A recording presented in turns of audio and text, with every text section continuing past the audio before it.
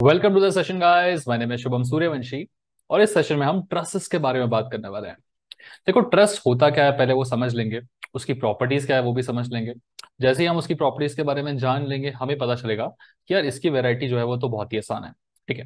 Questions उतने ज्यादा heavy नहीं आते हैं, उतने ज्यादा डिफिकल्टी के नहीं आते हैं। बहुत सिंपल सिंपल आपको इक्विलिब्रियम की स्टेप्स फॉलो करनी पड़ती है।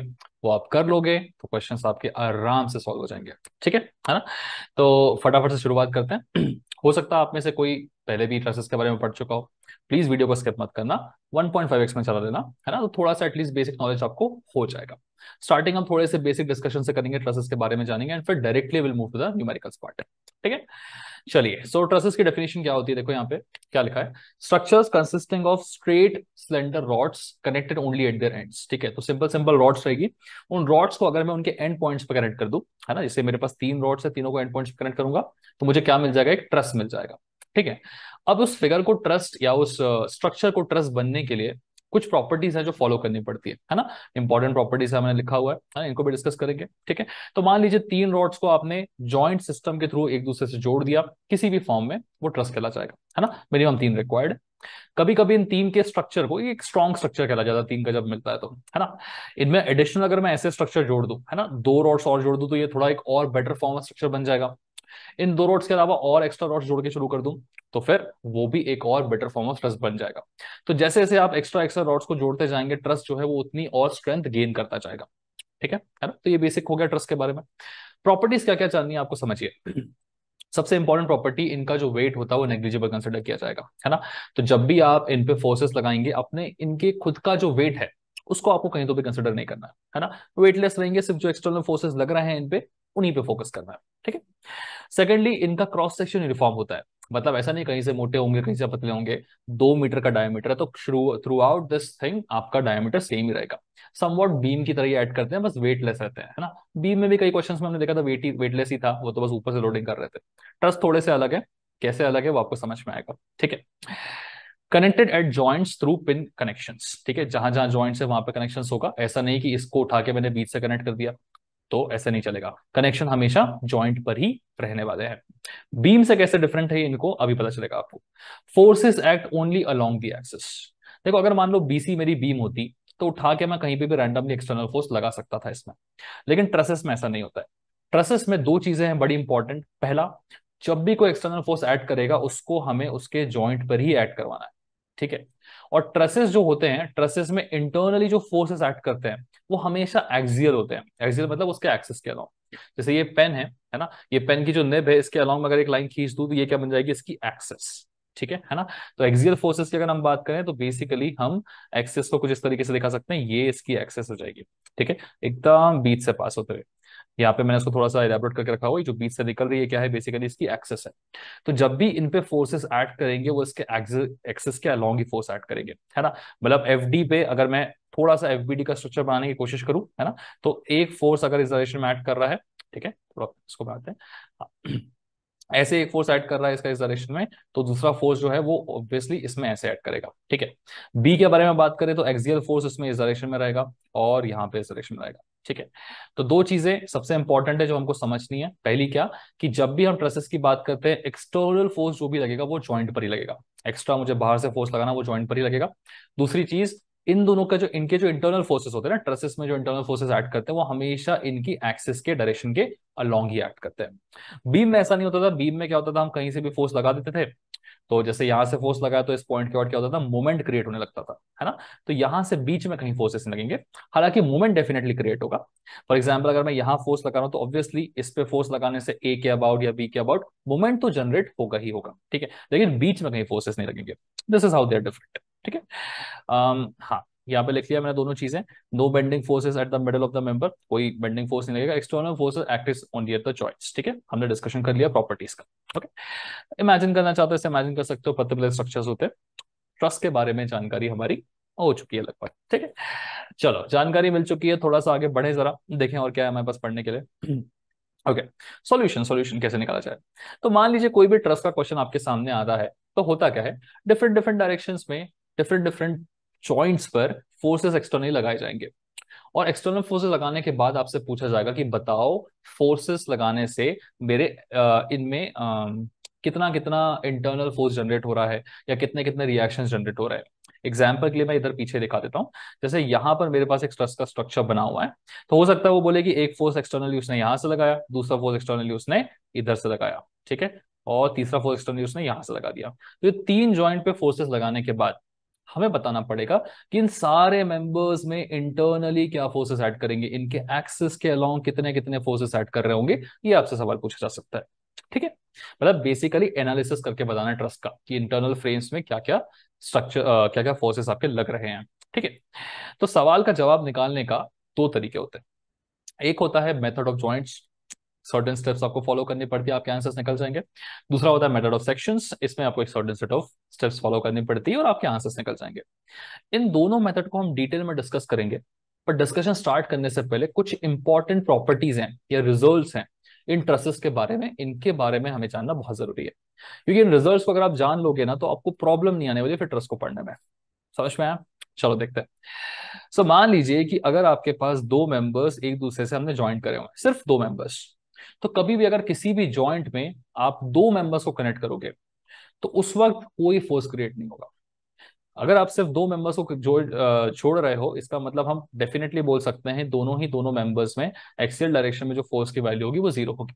अब चाहे वो दो मेंबर्स 90 डिग्री का एंगल बनाए, चाहे वो 60-40 का कितना भी एंगल बनाए, उनकी वैल्यूज जो होगी एक्सियल फोर्सेस की जीरो ही होने वाली है।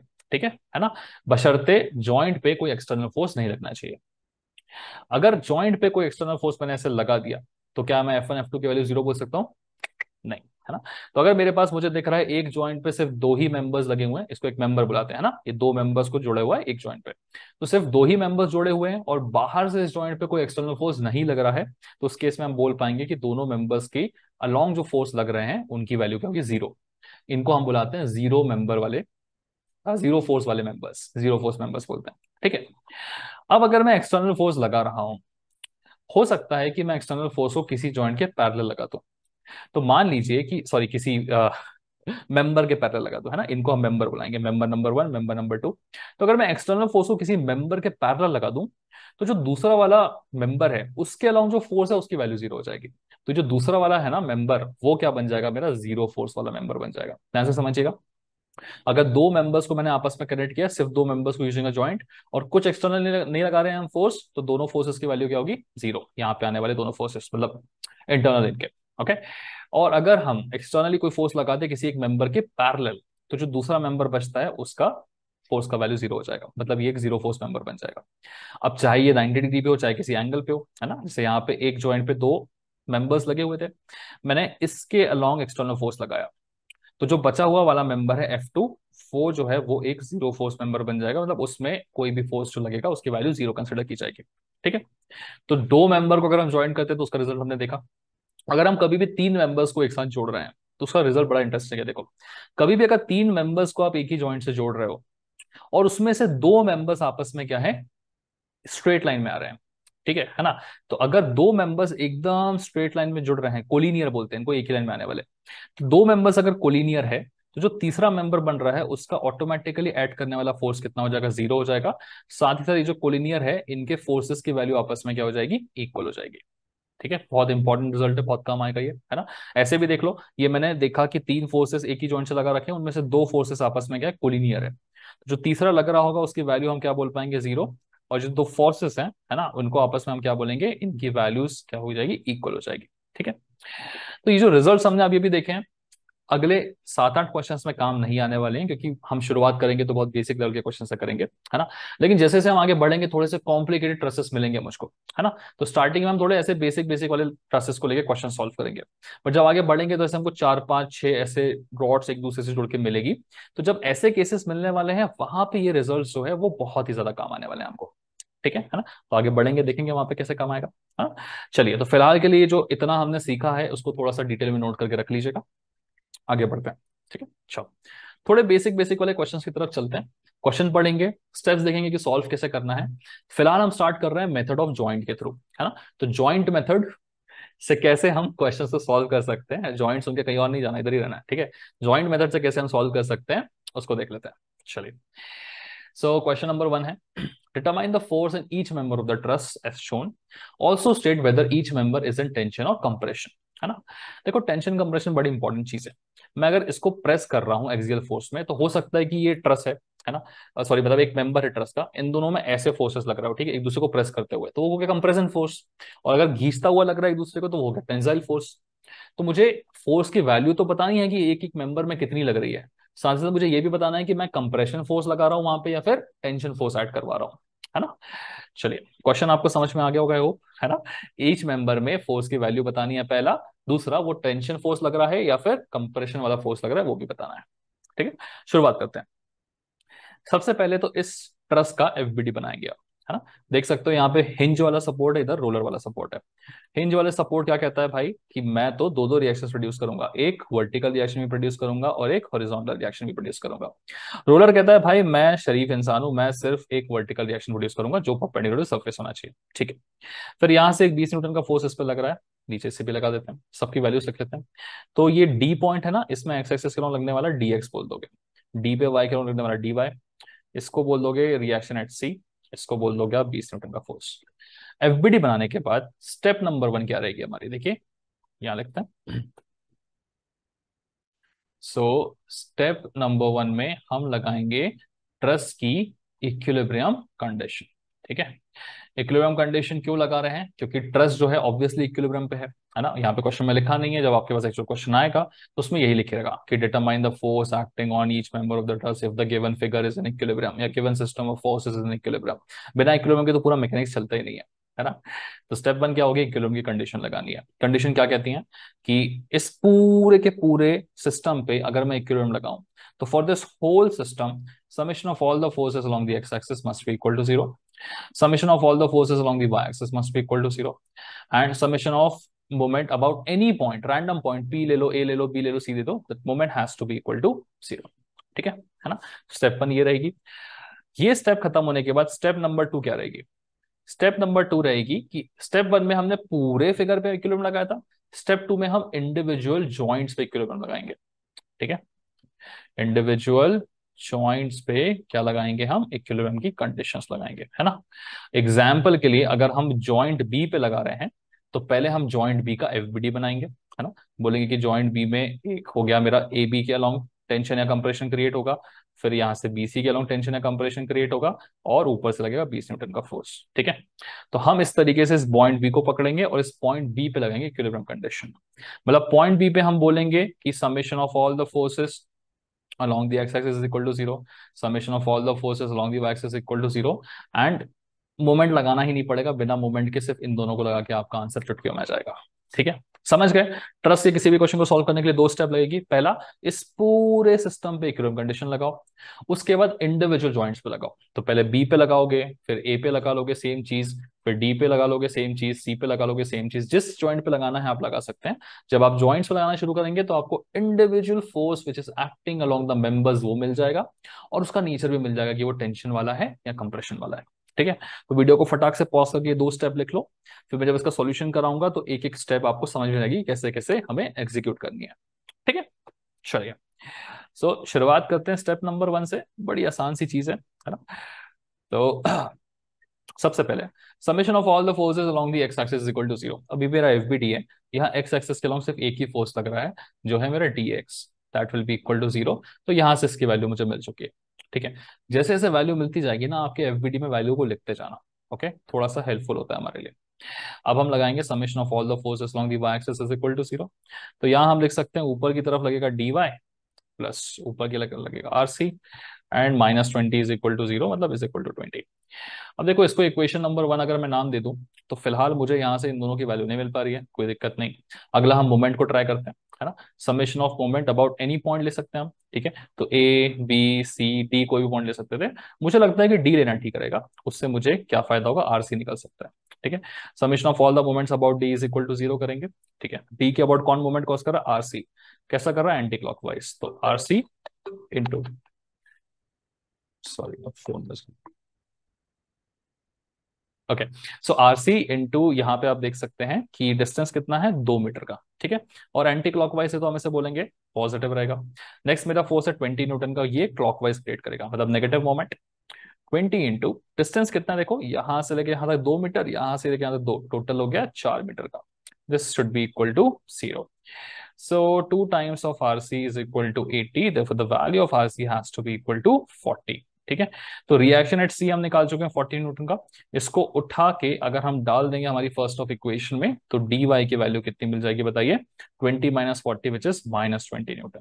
ठीक है, तो सबसे पहली स्टेप वन में हमने F X zero, F Y zero और मोमेंट जीरो करके क्या करा है? एक्सटर्नल फोर्सेस की वैल्यूज निकाल लिए।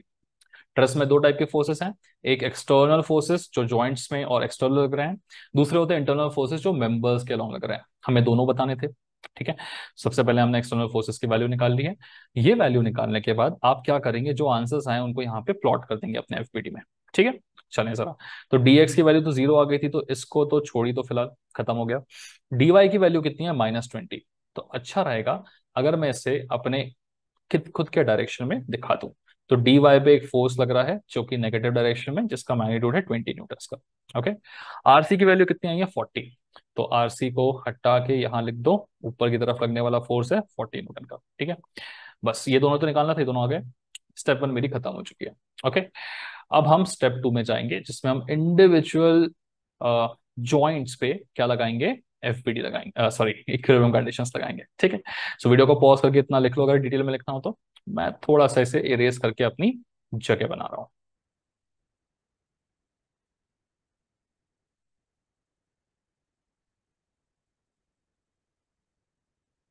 ओके, चलिए स्टेप नंबर टू क्या कहती है? इक्विलिब्रियम कंडीशन लगाओ और जॉइंट्स पे लगाओ। तो मैं शुरुआत करता हूं मेरे जॉइंट बी से। ठीक है, तो जॉइंट बी का अगर मैं इंडिविजुअल एफबीडी बनाने की कोशिश करूं, तो मैं देख सकता हूं बी से लेके ए की तरफ में जो मेंबर है, इस मेंबर पे जो इंटरनल फोर्स जनरेट होगा, उस फोर्स का नाम हम बोल देंगे एफ ए बी। ठीक है, फिर उसके बाद बी से लेके सी तक एक मेंबर है, इस मेंबर पे जो इंटरनल फोर्स जनरेट होगा उसका नाम बोल देंगे हम F B C. B C C भी बोलो, क्या फर्क पड़ता है। ठीक है, फिर हम बोलेंगे इसी मेंबर पे एक एक्सटर्नल फोर्स भी लग रहा है। ठीक है, उस फोर्स की वैल्यू कितनी है? 20 न्यूटन की। अब मुझे क्या करना है? इस इंडिविजुअल बी पे इक्विलिब्रियम कंडीशन लगानी है कि बी इक्विलिब्रियम कंडीशन इक्विलिब्रियम पे एग्जिस्ट करेगा। ठीक है, तो उसके लिए क्या करते हैं? थोड़ा सा ना जरा हम अपने एक्स और वाई एक्सिस को भी दिखा देते हैं यहाँ पे। So let's consider this as to be my x-axis, this has to be my y-axis। ये तो क्या बन गया? सबसे पहली वाली यूनिट का क्वेश्चन बन गया कि डिफरेंट डिफरेंट फोर्सेस ऐड कर रहे हैं एक पॉइंट पे, तो बताओ फोर्सेस की वैल्यू क्या होगी? ये तो आप करना जानते हो। बस ये वाला फोर्स जो है वो ना ही वाई एक्सिस के लॉन्ग है ना ही एक्स एक्सिस के लॉन्ग है, तो इसे हम रिजोल्व कर लें तो बेटर रहेगा मेरे लिए। तो पहले इस थीटा की वैल्यू तो ढूंढो। ये थीटा क्या है? इन दोनों के बीच का थीटा है, मेरे इन दोनों के बीच का। तो इस थीटा को कैसे निकालें? देखो ये 2 मीटर है, मतलब यहां से यहां तक हो गया 2 मीटर। ये भी 2 मीटर है, मतलब यहां से तक हो गया 2 मीटर। तो ये this is 2 metre, this is 2 metre, तो tan theta is equal to कितना? 2/2 मतलब 1। तो थीटा कितना हो जाएगा? 45 डिग्री। ठीक है, सो निकाल भी सकते हो कैलसी पे, वैसे ये तो पता ही होगा ना, टेन थीटा 1 है तो थीटा 45 होता है। चलिए, अब हम इस फोर्स को सिंपली अपने हिसाब से रिजोल्व कर लेंगे। इसको बोलेंगे हम horizontal component of the force, इसको बोल देंगे हम vertical component of the force. Values लिख दो और इसको हटा दो जरा, एफ बी सी को।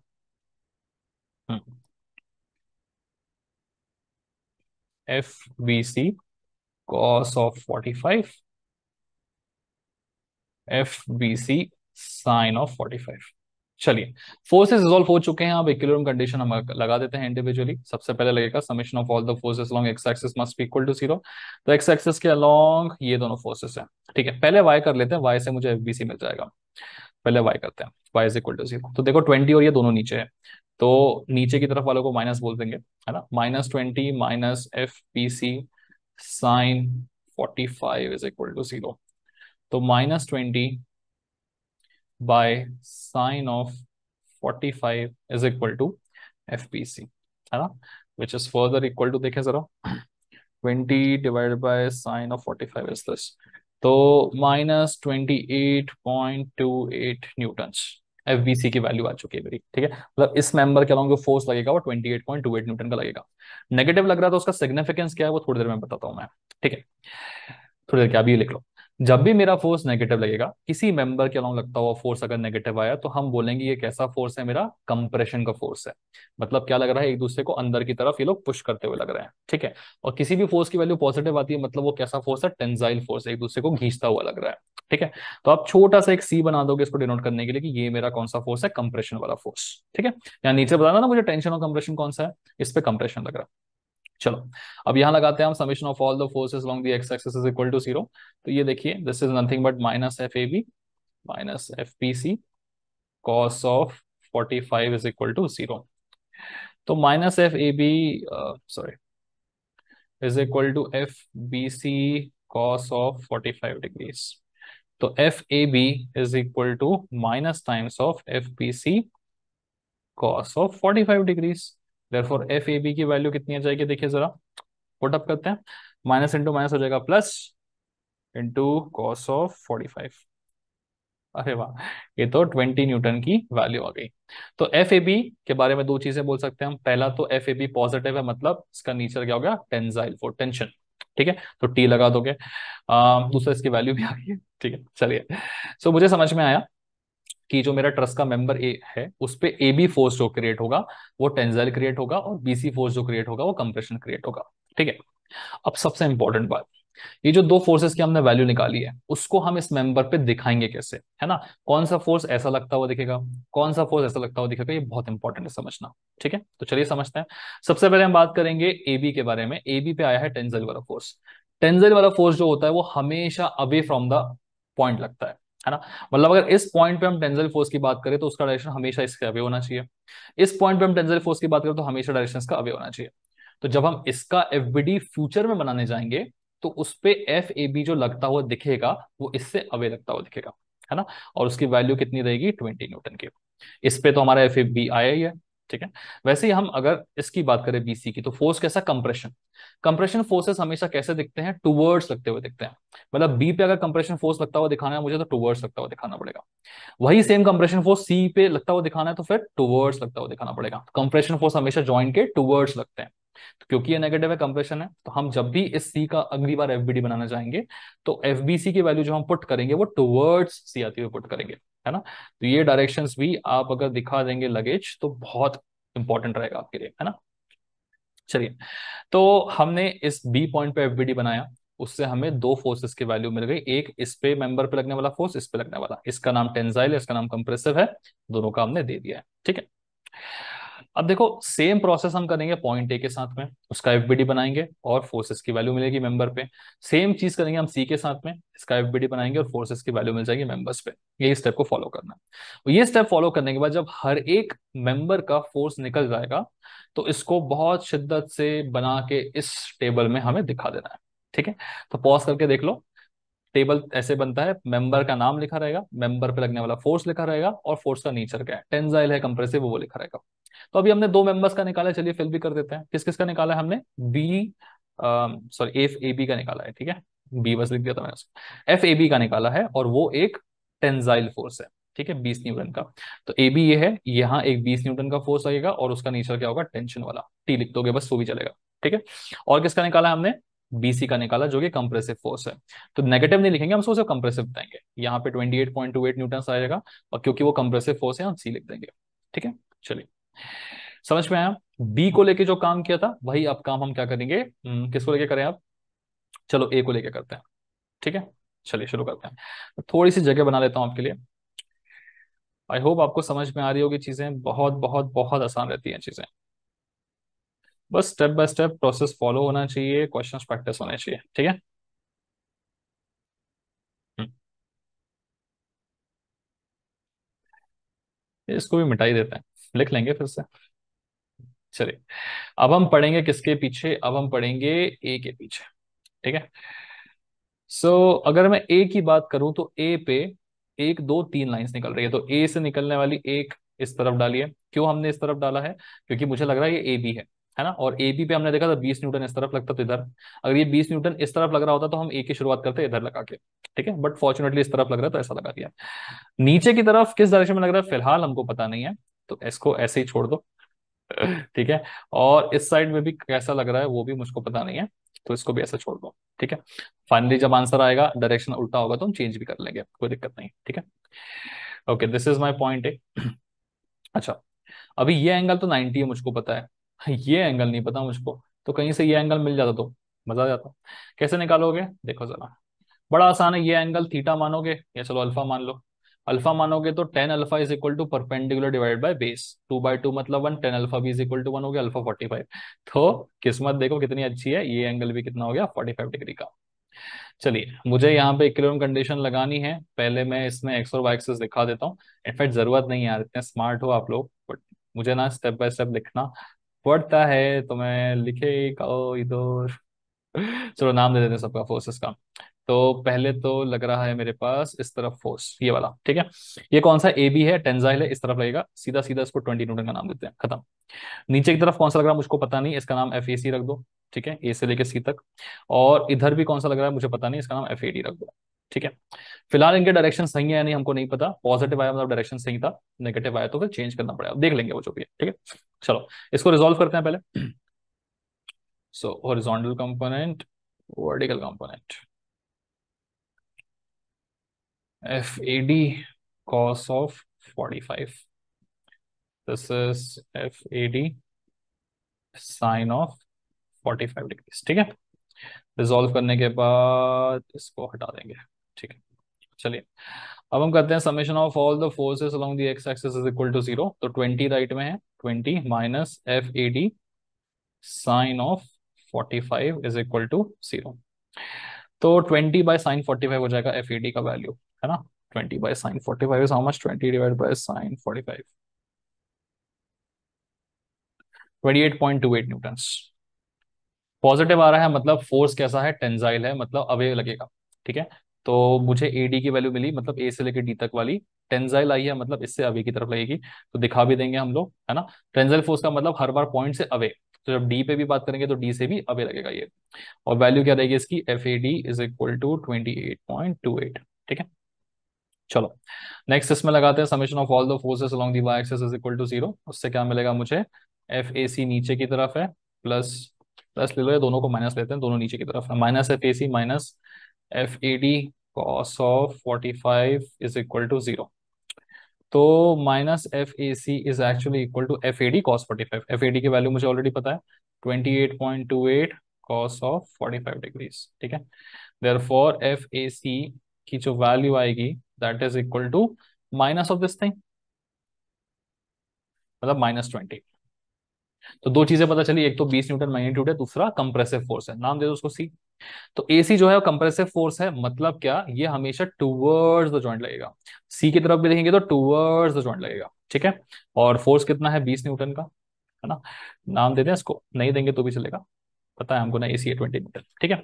तो दो चाहिए था, दोनों हम निकाल चुके हैं, है ना। अभी इसी डेटा को जो हमने निकाला है इस टेबल में भी फिल कर देते हैं, चलिए। तो एडी, एडी पे मेरा आया है 28.28 न्यूटन का टेंशन, ठीक है। तो एडी पे आया है मेरे पास अगेन 28.28 न्यूटन का टेंसिल वाला फोर्स। और क्या निकाला हमने, एसी क्या निकाला है, ओ शिट, एसी हम पहले ही निकाल चुके थे क्या,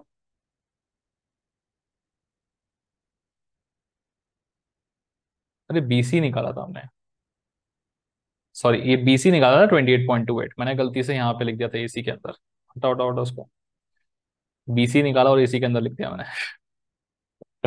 देखते हैं। सो बीसी निकाला था 28.28 और वो कंप्रेशन निकाला था हमने, है ना। सो बीसी निकाला था पिछले बार 28.28 और वो क्या निकाला था हमने, कंप्रेशन निकाला था, ठीक है। और इस बार हमने क्या निकाला है, इस बार हमने एसी निकाला है, और एसी क्या निकाला है, 20 कंप्रेशन। तो एसी निकाला है 20 और नीचे क्या आएगा, कंप्रेसिव का, ठीक है। थोड़ी सी मिस्टेक हुई थी, बीसी के नीचे लिखना था पिछले बार, मैंने गलती से एसी के ऊपर लिख दिया था, ठीक है। आगे बढ़ते हैं, और इस बार मुझे एक ही फोर्स बच रहा है जो डीसी के अलॉन्ग लगना चाहिए। तो क्या करना है, इस बार इक्विलिब्रियम कंडीशन लेनी है, किसके अबाउट, डी के अबाउट भी ले सकते हो, सी के अबाउट, जहां आप कंफर्टेबल ले सकते हो, ठीक है। मैं सोच रहा हूँ सी के अबाउट ले लूँ, तो जो एक्सटर्नल है थोड़ा उनको भी दिखा देते हैं, सी के अबाउट ले लेता हूँ। चलिए थोड़ी सी जगह बनाते हैं हम जरा यहाँ।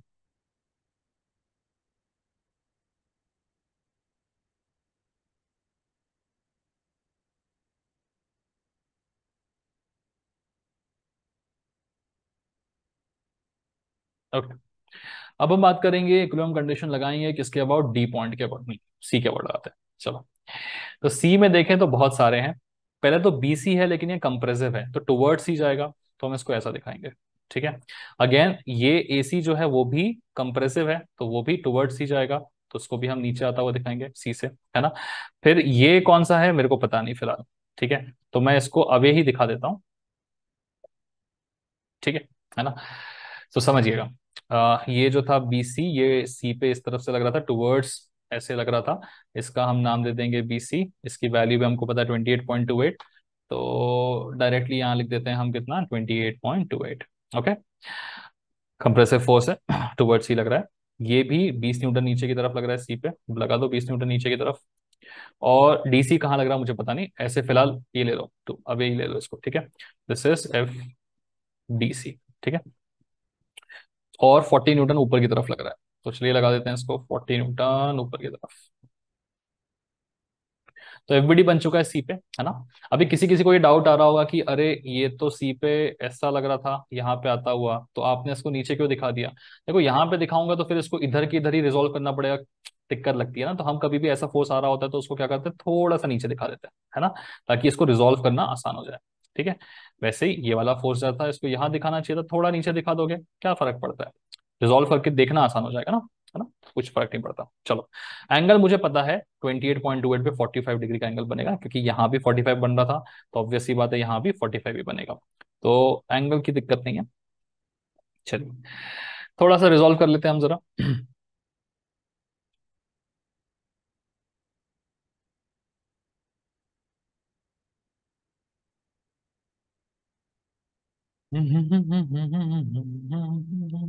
So this will be the cos component, this will be the sine component. So 28.28 cos of 45, and this is 28.28 sine of 45 degrees, ठीक है। रिजॉल्व करने के बाद इसे हटा देते हैं। चलिए, शुरुआत करते हैं क्वेश्चन की सॉल्यूशन की। Summation of all the forces along the x axis must be equal to zero, मतलब F D C minus 28.28 sine of 45 is equal to zero. So the value of F D C must be equal to this 28.28 sine 45, ये कितना आएगा, 20 Newton के बराबर। ठीक है ना? पता है यार, अभी तक कैलकुलेट कराया। तो ये आ गया कितना, 20 न्यूटन। पॉजिटिव आया मतलब हम बोलेंगे भाई ये टेंशन की तरह ऐड कर रहा है। तो डीसी, डीसी टेंशन की तरह ऐड कर रहा है। टेंशन की तरह ऐड करने का मतलब क्या है,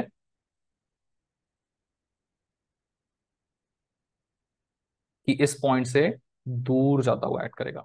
सी पे भी देखेंगे तो इस पॉइंट से दूर जाता हुआ ऐड करेगा। ठीक है, चलो, बस ये फोर्स तो बचा था निकालने का, बाकी सब तो निकल गए, है ना? तो एफ डी सी की बात कर लेते हैं। डीसी का वैल्यू आया है 20 न्यूटन का फोर्स, डाल दो। और किसे एक्ट कर रहा है, टेंशन के अलावा। ठीक, ठीक है, चलिए। तो ये टेबल पूरी तरह से बन चुका है ना? छोटा सा मुझसे एरर हुआ था, मैंने गलती से पीसी के यहाँ लिखना था, वो एसी में लिख दिया था। I hope you understand. चलिए, आप गलती मत करना ऐसी। सो आई होप आपको इस तरह के क्वेश्चन को सॉल्व करने का प्रोसेस समझ में आ चुका होगा, है ना? 2 स्टेप में करना है। पहले इस पूरे मेंबर्स का जो ट्रस्ट बना हुआ है, उस पे आप इक्विलिब्रियम कंडीशन लगाएंगे तो क्या मिल जाएंगे आपको, रिएक्शंस मिल जाएंगे इस पे लगने वाले। ठीक है, जैसे रिएक्शंस मिल जाते हैं, आप उनको एफबीडी पे वापस से डाल दीजिए, और इंडिविजुअली एक एक जॉइंट पे आप इक्विलिब्रियम कंडीशन लगाते जाइए, आपको इंटरनल ऐड करने वाले फोर्सेस मिलते जाएंगे। फोर्स कंप्रेसिव है या टेंसाइल है, आपको पता चल जाएगा कैसे, नेगेटिव आए तो कंप्रेसिव, पॉजिटिव आए तो टेंसाइल। जब भी किसी कंप्रेसिव फोर्स को दिखाओगे तो टुवर्ड्स द जॉइंट दिखाना पड़ेगा, है ना? ये जॉइंट है, बीसी पे कंप्रेसिव आया मतलब ये हमेशा ऐसे लगेगा। टेंसाइल है मतलब अवे फ्रॉम द जॉइंट दिखाना है आपको हमेशा। ठीक है, चलिए, सॉल्यूशन हो चुका है। एग्जैक्टली सिमिलर क्वेश्चन आपके सामने और एक है, बस नंबर्स चेंज किए हैं यहाँ पे, है ना? तो प्लीज प्लीज प्लीज इस वीडियो को पॉज करिए, इस क्वेश्चन को सॉल्व करके देखिए। बन गया तो बहुत अच्छा, बन ही जाएगा वैसे तो, क्या ही है ना? स्टेप बाय स्टेप कहीं रुकोगे तो देख लेना सॉल्यूशन में। ठीक है, कैलसी को जरा ठीक करते हैं, क्वेश्चन का सॉल्यूशन स्टार्ट करते हैं। चलिए,